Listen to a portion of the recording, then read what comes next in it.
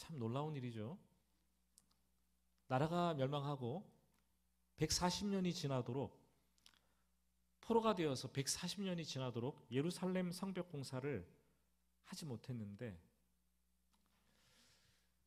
52일 만에 느헤미야가 성벽을 완공했습니다. 사람들과 일하다 보면 의외로 부정적인 생각의 늪에 빠져서 한 걸음도 앞으로 나아가지 못하는 사람들이 많은 것을 보게 됩니다. 그거 예전에 해봤는데 안 됩니다. 그 불가능합니다. 아니, 이거 못하겠습니다. 여러분, 그때와 지금은 환경이 다른 거예요. 또 그 일을 했던 사람들과 지금 그 일을 하려는 사람들, 주체가 다른 거죠. 무엇보다도 하나님이 일하시면 가능한 줄로 믿으시기 바랍니다. 2000여 년 동안 전 세계에 흩어 살던 디아스포라 유태인들이 방황하다가 하나님께서 일하시자 1948년 5월 14일에 한순간 나라가 독립되는 거예요. 하나님이 일하시면 140년 동안 방치된 예루살렘 성벽 재건이 단 52일 만에 이루어지는 거죠. 하나님이 일하시면 이역만리 포로로 끌려간 그 사람들이 70년 만에 한순간에 다시 고국으로 되돌아오는 거죠. 하나님이 일하시면 오랫동안 무너져 있던 가정이 한 달 만에도 돌아오겠죠. 하나님이 일하시면 그동안 그토록 방황하던 아들이 순간에 그냥 돌아오는 그런 일이 일어날 줄로 믿습니다. 예수님을 믿는 사람들은 이 부정적인 생각에 사로잡혀서 스스로를 망치는 사람들이 아니에요. 예수 믿는 사람들은 우울감에 빠져서 이 일을 그르치는 사람들이 아닙니다. 우리는 하나님께서 일하시는 때를 믿는 사람들이고 성령님께서 일하시는 것을 기다리는 사람들이에요. 오늘도 말씀을 함께 나누면서 그런 여러분들의 믿음이 여러분들의 삶의 현장에 그대로 이루어지기를 주님의 이름으로 축복합니다. 1절 말씀을 보실까요? 성벽이 건축됨에 문짝을 달고 문지기와 노래하는 자들과 레위 사람들을 세운 후에. 성벽 문짝을 달고 예루살렘 성벽이 공사가 모두 재건되었어요. 느헤미야는 이것을 위해서 그 페르시아에서 왕의 술관원이라는 직책을 내던지고 머나먼 길 고국으로 달려왔습니다. 이제 공사가 다 끝났어요. 여러분, 그게 끝인가요? 이게 마무리가 다 된 건가요? 느헤미야는 그 일을 하자마자 가장 먼저 문지기를 세웁니다. 노래하는 자들을 세웁니다. 레위 사람들을 세웠습니다. 우린 이것에 오늘 말씀에서 주목을 해야 되는 거죠. 문지기는 성전 문지기를 의미합니다. 성전을 지키는 사람들. 노래하는 자들과 레위인들은 성전에서 예배하는 자들이겠죠. 이제까지 적들의 온갖 방해에도 불구하고 죽을 힘을 다해서 속도전을 내가면서 성벽 공사를 끝마쳤지만 성벽 공사가 완공하는 것이 그들의 목적이 아니었습니다. 진짜 그들의 목적은 그 성벽을 쌓아서 그 성 안에 있는 사람들을 지키는 것이었고, 도성 중심에 있는 성전을 보호하는 것이었고, 그 성전에 사람들을 세워서 예배를 드릴 수 있게 하는 것이었고, 그 성전에 예배자들이 가득 차게 하는 것이 느헤미야의 목적이었어요. 여러분, 느헤미야는 성도들이 성전에 함께 모여 안전하게 예배하고 하나님을 예배하는 자들로 세우기 위해서 그토록 성벽 재건에 열심을 내고 힘을 모았다라는 거죠. 여러분, 왜 이렇게 돈을 열심히 버십니까? 무엇 때문에 이렇게 열심히 일을 하십니까, 여러분? 왜 그렇게 하시나요? 가정을 지키기 위해서요. 내가 낳은 자식들이 잘 되고 그들을 부양하기 위해서 그렇게 하는 거죠. 그런데 살다 보니까 어느 순간 이게 목적이 바뀌었어요. 순서가 바뀌었어요. 그래서 오늘날 가정이 이 모양이 되었고 내 자식들의 신앙이 그 모양이 되어버렸어요. 돈 번다고 일한다고 가정을 돌보지 아니하고 자식들과 대화도 하지 아니하고 그들의 신앙을 내팽개에 쳤어요. 그게 목적이 아닌데 마치 그게 목적인 것처럼 둔갑되어 버려서 우리는 살아가고 있습니다. 돈 벌고 사업을 크게 일궈 놓았는데 그 다음에 가정, 인생을 그르친 사람들이 여러분 한두 명입니까 여러분? 우리 부지기수로 보잖아요. 우리는 어제도 오늘도 여기에 섰고 있어요. 나중에 그런 노래 부를 거예요. 난 정말 참 바보처럼 살았군요. 난 참 바보처럼 살았군요. 잃어버린 세월을 다시 찾을 수만 있다면 얼마나 좋을까? 이 노랫말 가사가 기억나십니까 여러분? 왜 바보처럼 사십니까? 여러분, 우선순위가 바뀌고 삶의 목적이 바뀌었다면, 잘못되었다면 목적한 바를 여러분들이 이루어도 인생의 총체적인 위기가 여러분들의 삶 가운데 깊게 들이우는 거예요. 여러분 수십억, 수백억 돈을 들여가지고 교회 건물 하나 짓는 것 중요한가요? 교회 건물을 지어놨는데 성도들이 싸우고 다투고 불화하고 거기서 온전한 예배가 드려지지 못하면 무슨 목적을 이룬 것인가요? 그게 목적인가요, 여러분? 아니잖아요. 평생 돈을 모아서 죽으라고 애써서 아주 큰 집을 샀어요. 그런데 그 안에서 살면서 부부가 서로 다투고 반목하고 말도 하지 않고 자식들과 불화한다면 여러분 그게 무슨 중요한 일인가요? 우리의 초점은, 우리의 목적은 사람을 세우는 거예요. 우리의 목적은 그 사람이 하나님을 예배하도록, 그래서 하나님께 영광 돌리도록 하는데 초점을 맞춰줘야 되는 거죠. 지금 우리 중에는, 여러분 중에는 성벽을 죽을 줄 살 줄 모르고 막 쌓는 분들, 철옹성을 쌓아가는 사람들이 있을 거예요. 돈 벌고 일하고 정신없이 바쁘다 그러면서 일어나가는 분들. 무엇 때문에 그렇게 하십니까? 그것이 목적입니까? 그것이 목적이 아니라 사람이 목적이고, 내 사랑하는 사람들, 내 주위의 사람들이 하나님을 예배하러 서도록 하는 것, 그것이 여러분들의 목적이 되시기를 주님의 이름으로 축복합니다. 문지기는 말 그대로 성전을 출입하는 사람들입니다. 역대상 26장을 보니까 다윗이 성전을 짓지도 않았어요. 피를 많이 흘렸기 때문에 네 아들 때 성전을 지으라고, 솔로몬에게 지으라고 하나님께서 권면했습니다. 그런데 이 솔로몬이 성전 짓는 것을 미리 대비해서 아버지 다윗이 늙어서 죽음을 얼마 앞두지 않고 이 성전 준비를 다 지을 준비를 해놓잖아요.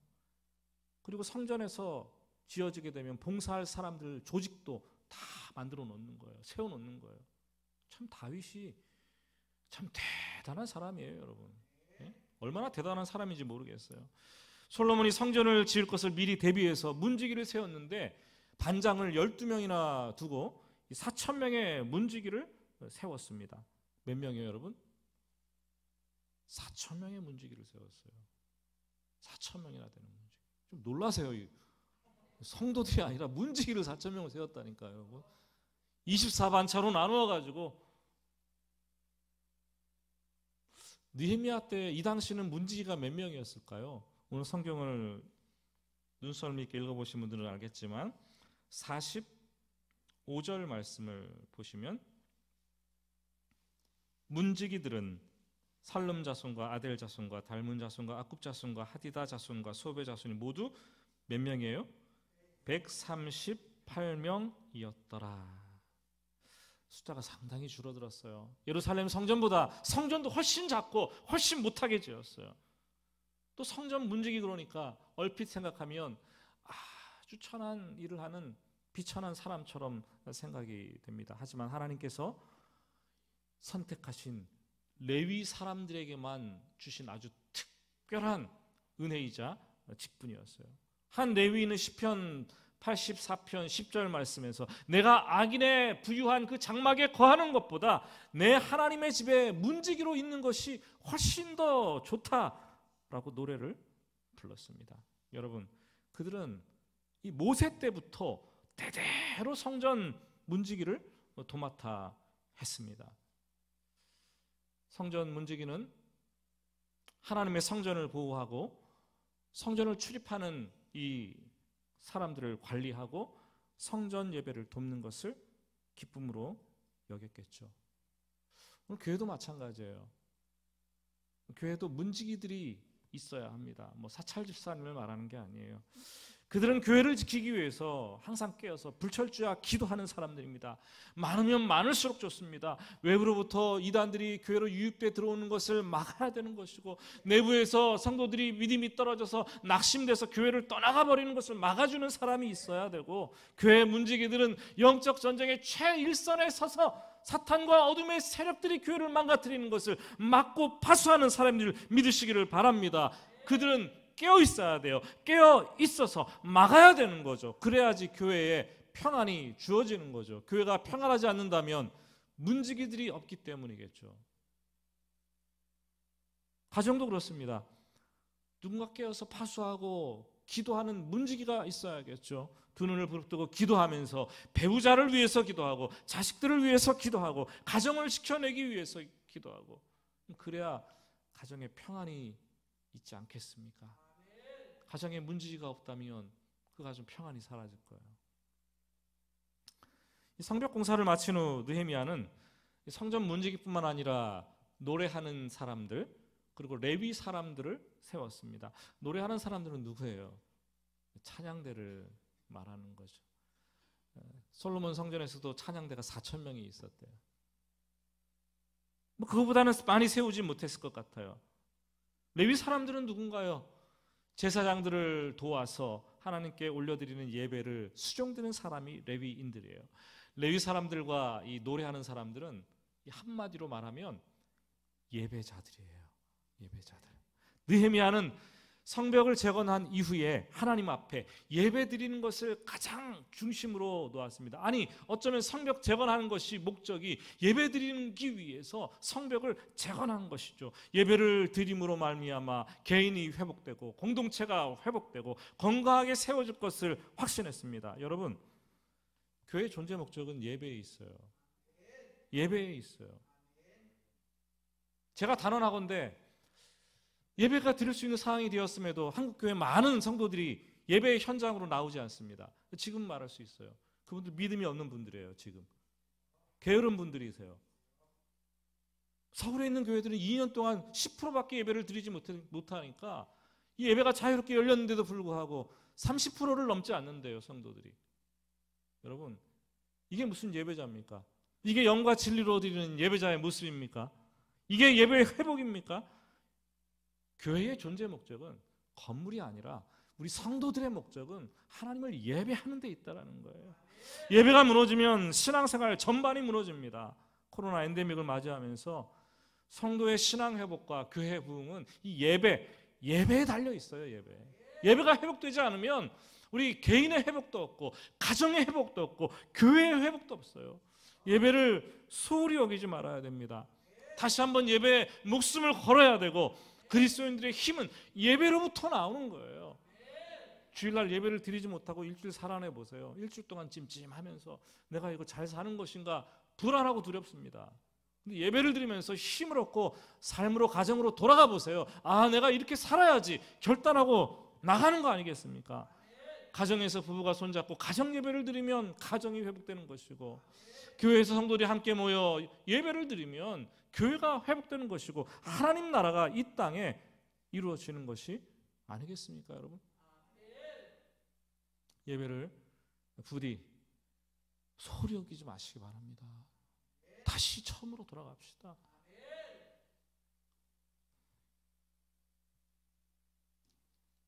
2절 말씀을 보시면 느헤미야는 예루살렘 성벽을 재건하고 문지기와 노래하는 사람들, 레위 사람들을 세운 이후에 예루살렘 도성에 수장, 행정관이라고도 볼 수 있죠. 수장을 세웠는데 그 사람들의 이름은 네아우 하나니와 영문의 관원 하나냐라고 되어 있어요. 두 사람을 공동으로 세웠습니다. 전 궁금했어요. 아니, 어떤 기준으로 도대체 도시의 수장을 세웠길래, 누가 봐도 느헤미야가 자기의 동생을 세웠다는 것은 이건 낙하산 인사 아닙니까, 여러분? 자기의 동생을 이거 하지 말아야 되는 거 아니겠어요, 여러분? 근데 왜 자기 동생을 그 자리에 세웠을까? 인사가 만사인데. 사실 친동생 하나니, 그 사람을 생각해 보면 느헤미야와 마찬가지로 페르시아에서 태어난 포로 후손들의 2세, 3세쯤 되었을 겁니다. 그런데 그가 먼저, 느헤미야보다 먼저 이역만리 예루살렘 고국에, 유다 고국에 돌아왔어요. 와서 보니까 예루살렘 성이 다 황폐화됐고 백성들은 유린당하고 압제당하고 있는 그 참상을 보고 성문은 불타 없어진 걸 보게 되는 거예요. 가슴이 너무 아파서 하나님께 기도하면서 돌아왔죠. 페르시아 왕의 술관원이었던 자기의 형 느헤미야에게 나가서 그거를 고백을 하면서 마음의 아픔을 토로했어요. 그리고 느헤미야도 그 얘기를 듣고 기도하다가 금식하다가 같이 예루살렘으로 돌아온 것이 아니겠습니까? 같이 와서 페르시아 생활을, 그 편안하고 안락했던 페르시아의 생활을 접고 예루살렘 황무지로 와서 이 성벽을 재건했던 이 느헤미야뿐만 아니라 하나니, 저는 그 사람도 어쩌면 더 대단한, 보이지 않는 숨은 일꾼이었을지도 모른다라는 그런 생각을 해보았어요. 충분한 자질이 있었을 것이라고 생각을 합니다. 아마 예루살렘 도성의 수장을 이 하나니, 자기 동생 하나니와 하나냐 두 사람을 세운 것은 이런 어떤 문제가 발생할 것을 고려해서 세운 것이 아닌가라는 생각도 해봅니다. 그럼 하나냐는 누구인가?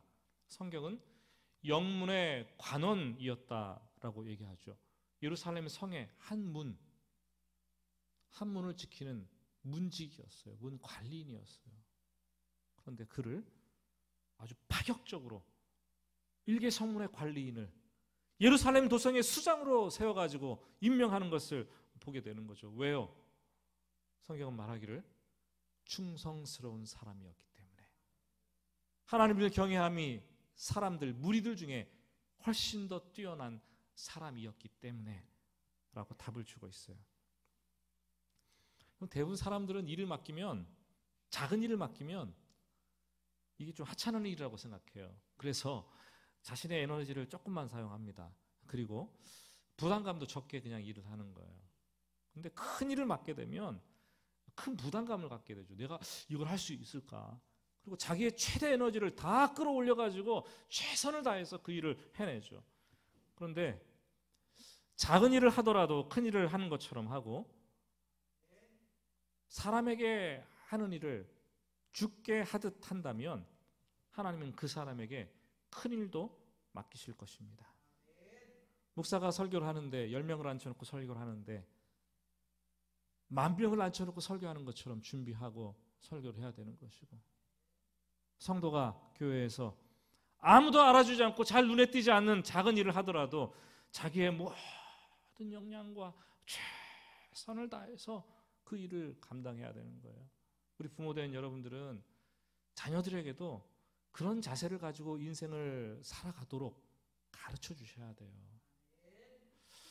호랑이는 작은 한 마리 토끼를 잡을 때에도 최선을 다 기울인다는 거예요.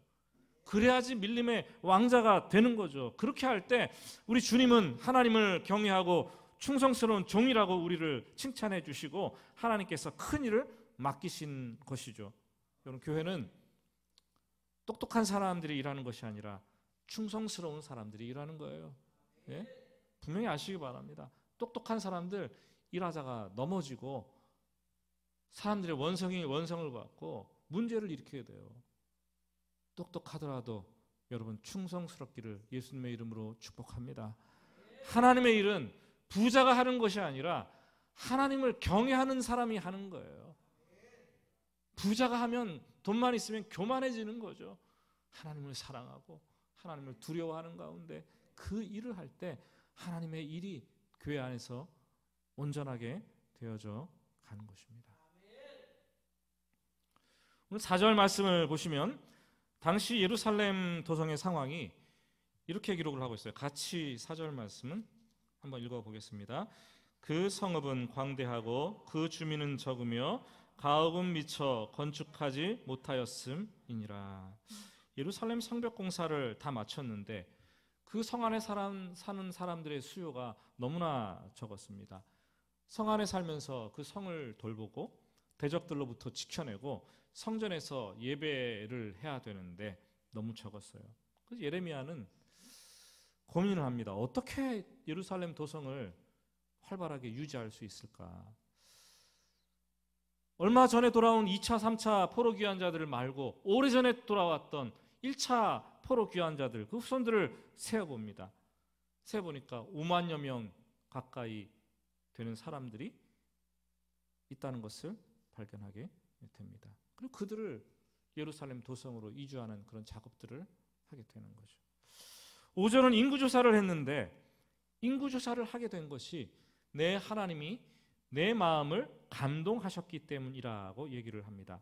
감동이 뭡니까? 좀 감동 좀 받으시고 사십니까? 배우자에게 감동받고 자식에게 감동 받으세요?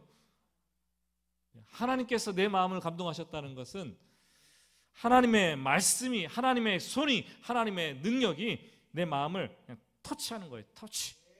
헤븐리 터치라고도 할 수 있겠죠. 아마도 느헤미야가 이 성벽을 지어놓고 이 성 안에 사람들이 없어서 어떻게 할까 고민하다가 하나님께 지혜를 달라고 기도를 했겠죠.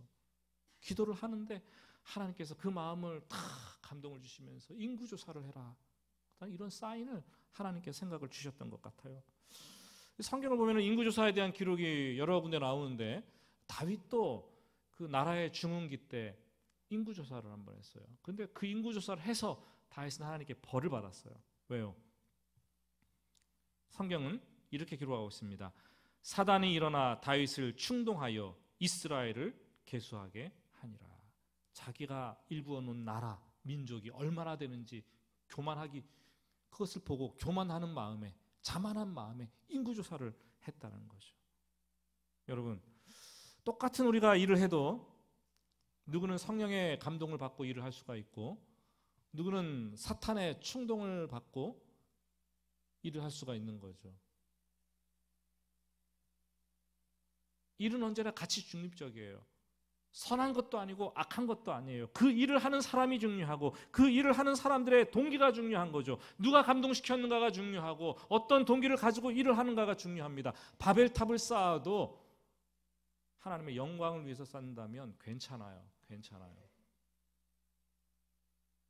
그런데 백성들을 위해서 반석을 쳐서 물을 내서 그 일을 했는데도 불구하고 자기의 영광을 드러내는 교만한 마음의 동기가 있었다면 그것은 나쁜 거예요. 일의 결과가 백성들이 물을 마시고 나서 모세를 얼마나 칭찬하고 찬양했습니까, 여러분? 그런데 하나님께서는 그 일 때문에 모세를 가나안 땅에 들어가지 못하는 금단의 구역으로 만들었다는 것 우리는 기억을 해야 합니다. 일의 결과와 상관없이 우리가 누구로부터 감동을 받고 어떤 동기를 가지고 그 일을 시작했는가가 훨씬 더 중요합니다. 하나님의 시선은 일의 결과에 집중되지 않고 그 사람의 마음의 동기, 거기에 집중되어 있습니다. 일의 결과만 바라보고 하나님께서 함께 하셨다라고 함부로 말하는 오류를 범하는 것은 참 어리석은 것이죠. 세상의 성공 방정식이죠.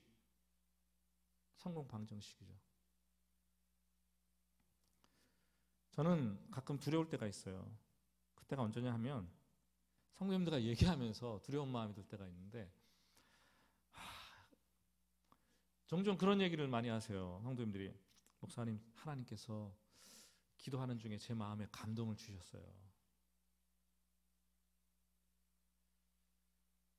그 말은 참 아름다운 말이죠. 참 듣기에 좋은 말이죠. 근데 저는 그 말을 들으면 마음이 좀 사실 걱정이 많이 돼요. 이게 정말 하나님으로부터 온 감동이고 하나님으로부터 온 생각인가? 점검이 필요하겠죠. 기도해 보신 분들은 알겠지만 기도할 때에 굉장히 많은 생각들이 떠오릅니다, 여러분. 새벽 기도하려고 앉아 있으면 막 생각들이 막 번개처럼 이 생각이 왔다 나가고 이 생각이 들어왔다 나가고 막 번개가 치고 막 난리가 나는 거 머릿속이 고요하지만 생각만 하고 돌아가는 사람이 있어요. 그래서 기도하려고 앉았는데 여러분 물론 그때 기도하려고 앉으면 좋은 아이디어가 막 팡팡 쏟아져 나오기도 해요. 또 하나님께서 마음에 감동 주실 때도 덜어 있어요. 하지만 기도 가운데 자꾸 생각이 떠오른다는 것은 별로 좋은 일이 아니에요. 기도의 훈련이 덜 됐다는 방증이겠죠. 기도의 훈련이 잘 된 분들은 생각들이 왔다 갔다 하지 않겠죠. 하나님의 임재를 느끼고 하나님께 집중하는 것이 기도의 본질이고 우선순위예요. 그냥 하나님을 느끼는 것, 하나님의 임재를 누리는 것, 그것이 기도의 본질입니다, 여러분. 우리가 때론 생각들이 기도할 때 많이 든다면 그 생각들을 날려버려야 되는 거예요. 가게 빨리 내버려 둬야 되는 거예요. 또 기도 가운데 떠오르는 생각, 마음의 감동이라고 해서 다 하나님께로부터 왔다고 받아들여서는 안 되죠. 기도하면서 그 생각이 들게 된 내 마음의 동기가 무엇인가? 내가 왜 그런 마음을 느끼게 되었는가? 이게 그 생각이 중요한 게 아니라 그 생각이 어디서부터 왔는가? 그 근원이 하나님인가? 나의 유익과 나의 정욕과 나의 탐욕인가? 나 때문인가? 이 출처를 우리가 발견해 내야 합니다. 철저하게 검증을 해야 돼요. 기도할 때 받은 생각이라고 해서 하나님께서 주신 마음의 감동이라고 생각한다면 여러분 큰 실수를 할 수가 있습니다. 그 마음의 동기가 무엇인가를 철저하게 살피고 내가 이 일을 할 때 누가 영광을 받을 것인가? 혹 나의 유익과 나를 드러내기 위한 일은 아닌가? 내가 이 일을 함으로 말미암아 다른 사람을 세워주기 위한 일인가? 생명을 얻는 일인가? 교회를 위한 일인가? 정말 하나님 나라를 위한 일인가? 물어야겠죠. 하나님은 질서의 하나님이십니다. 조금이라도 내 마음의 탐욕과 동기와 이익과 내 자존심 때문에 그런 생각이 들었다면 멈추어야 합니다. 그것을 한다면 비극이겠죠. 기도 안 하니만 못하겠죠. 여러분 기도의 자리에서 분별하시기 바랍니다. 내 기도의 응답으로 누가 하나님으로 사람으로 세워주고 누가 하나님의 예배자가 되고 누가 다시 살아나고 누가 다시 돌아오는지 그 결과까지도 보고 우리가 또 생각을 해야겠죠. 참 하나님께서 감동하셨다, 하나님의 음성을 들었다 그럴 때 저는 참 그래서 걱정이 많이 돼요. 여러분도 어떤 마음으로 그런 생각들을 얘기를 쉽게 하십니까, 여러분? 오늘 읽은 7절 이하의 말씀은 이름만 빼곡하게 기록되어 있어요. 별 의미도 없는 수많은 사람들의 이름 지루하게 등장합니다. 읽다가 포기하기 쉽고 잠들기 쉬운 수면제 짱이라죠. 이런 것들이 수면제 같은 역할이에요. 오늘 예배 시간에도 함께 읽어서 그렇지 혼자 성경을 읽을 때 이거 이름까지 꼼꼼하게 다 읽는 분들 몇 분 안 되실 거예요. 그냥 건너뛰자. 건너뛰는 거예요. 근데 하나님께서 왜 이 사람들의 명단을 이 성경책에 기록을 해 놓으셨겠어요? 이 명단은 바벨론에서 포로 생활을 청산하고 고국으로 예루살렘으로 돌아온 사람들의 이름들입니다. 지도층, 일반 유대인들, 제사장, 레위인들, 노래하는 사람들, 문지기들, 옛날에 종으로 살았던 느디님 사람들, 성전에서 수종드는 사람들, 솔로몬의 신복 자손들. 다음 주에 보겠지만 그 유대 민족인지도 불분명한 근거가 없는 계보가 없는 그런 사람들의 명단까지도 있어요. 총 이름을 따져보고 숫자를 더해보면은 42,350여 명, 아마 5만여 명 가까이 되었다라고 생각이 납니다. 그들이 왜 왔습니까, 여러분? 신앙의 자유를 찾아서 하나님을 예배하기 위해서 예루살렘 성전에서 예배하는 공동체가 되기 위해서 이역만리의 그 먼 길을 뚫고 지나서 고국으로 예루살렘으로 돌아온 것이죠. 여러분 성경의 주제가 성경이 66권인데 성경의 주제가 무엇입니까? 예수 그리스도. 구약은 오실 그리스도, 신약은 오신 그리스도. 예수 그리스도라는 사실을 삼척동자도 다 알고 있어요. 하지만 성경의 메시지를 좀 더 압축하고 구체적으로 말하면 하나님을 떠난 죄인들이 예수님을 통해서 예수님을 만나서 예수님을 브릿지 삼아서 하나님을 떠난 죄인들이 돌아오라는 것, 그 메시지가 이 성경 신구약 66권의 핵심 아니겠습니까? 죄인들이 돌아오고 죄인들이 돌이키고 그것을 위해서 하나님의 말씀을 주신 거예요. 그래서 성경 읽다 보면 돌아오라는 말씀이 그렇게 많이 나올 수가 없어요. 돌이키라는 말씀이 그렇게 많이 나올 수가 없어요. 심지어 구약 성경에서 아주 작은 성경책 이 룻기만 읽어봐도 1장을 열어보면은 돌아오라는 얘기가 12번이나 기록되어 있어요. 심지어 구약의 호세아 같은 선지자는 억지로 창녀 고멜과 결혼을 하고 그 그녀가 집을 나가서 음란한 행동을 하자 돌아오라 돌아오라 온몸으로 외쳤던 사람이 호세아가 아닙니까 여러분? 성경은 예수님을 통해서 돌아오라는 것이 성경의 핵심 메시지입니다. 집입니다. 여러분, 돌아가고 싶어도 돌아갈 곳이 없는 사람들은 참 불쌍해요. 그렇죠? 해가 저물었는데 집이 없어요. 가족이 없어요. 돌아갈 곳이 없어요. 밤에 깊었는데 편히 누워서 잠을 청할 곳이 없어요. 아침에 해가 떠서 중천에 올랐는데 가야 될 직장이 없어요. 막상 주일 아침이 되었는데 예배를 드려야 하는데 예배 드리러 갈 교회가 없어요. 돌아가고 싶어도 돌아갈 곳이 없다면 참 불쌍한 인생인 거예요. 돌아갈 곳이 있는데 돌아가지 않는 사람들은 더 불쌍한 사람들이에요. 여러분, 돌아갈 곳이 있는 사람들은 잠시 절망해도 밑바닥까지는 절망하지 않아요. 왜냐하면 내가 돌아갈 곳이 있기 때문에. 그곳에 돌아가면은 내가 위로할 수 있고 위로받을 수 있고 그곳에 돌아가면 나를 반겨주는 사람이 있고 그곳에 돌아가면 내가 쉴 수 있기 때문이겠죠. 그곳에 돌아가면 내가 마음껏 하나님을 예배하고 하나님을 찬양할 수 있기 때문에 돌아가는 것은 돌아갈 곳이 있을 때만 가능하고 기다리는 분이 있을 때만 가능한 거죠. 우리가 얼마나 어떻게 망가져도 하나님은 변함없이 우리를 그 자리에서 기다리시는 분이세요. 탕자를 기다렸던 아버지께서는 하루가 멀다 하고 계속해서 대문 밖에 서서 기다렸어요.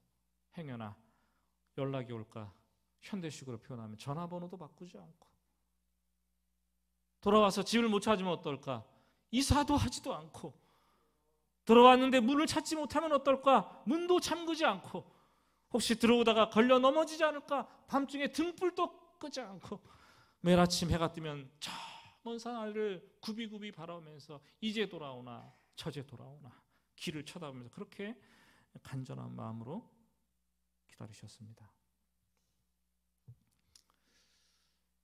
여러분, 오늘 말씀은 성벽 공사를 마치고 가장 먼저 느헤미야가 사람들을 세우는 장면이에요. 예배자를 세우는 장면이고 예배 시스템을 회복하는 장면이에요.